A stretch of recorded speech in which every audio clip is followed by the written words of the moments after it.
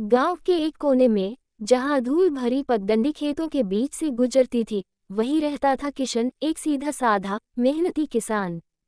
उसकी जिंदगी हल बैल, खेत खलिहान और गांव की चौपाल के इर्द गिर्द ही घूमती थी।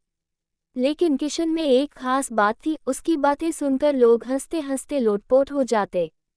अब देखिए, एक दिन गांव में नए साहब आए, सरकारी अफसर, जो किसानों की परेशानियां सुनने आए थे। किशन भी पहुंच गया अपनी शिकायत लेकर। उसने हाथ जोड़कर कहा, साहब, मेरे खेत में बहुत मुसीबत है।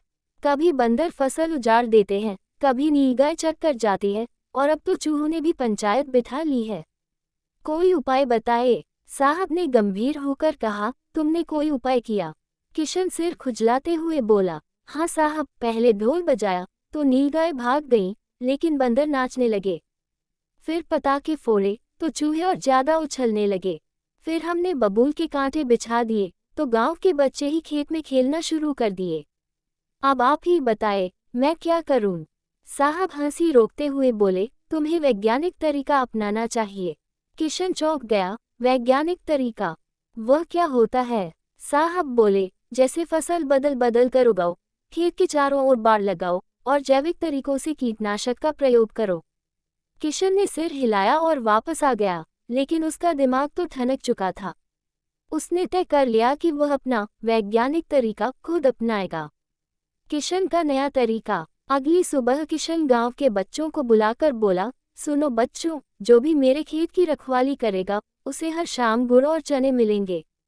बच्चे खुशी से कूद पड़े। अब कोई भी नीलगाय, बंदर या चूहा खेत में नहीं घुस पाता। लेकिन किशन यही नहीं रुका। उसने गांव की बकरियों को खेत के किनारे घुमाना शुरू कर दिया ताकि वे घास और झाड़ियां खा जाएं, जिससे खेत में छिपने की जगह ही न बचे। कुछ ही दिनों में किशन का खेत लहलहाने लगा। गांव के लोग आश्चर्य में थे। जब साहब दोबारा आए तो उन्होंने पूछा, किशन, तुमने कौन सा वैज्ञानिक तरीका अपनाया? किशन ने मुस्कुराते हुए कहा, साहब, मैंने अपने गांव के वैज्ञानिक तरीके अपनाए, बच्चों की ताकत, बकरियों की भूख और गुड़ चना की मिठास।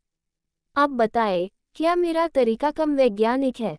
साहब ठहाका मारकर हंस पड़े और बोले, किशन, तुम्हारे विज्ञान को तो हमें भी सीखना चाहिए। और इस तरह किशन का देसी ज्ञान पूरे गांव में मिसाल बन गया।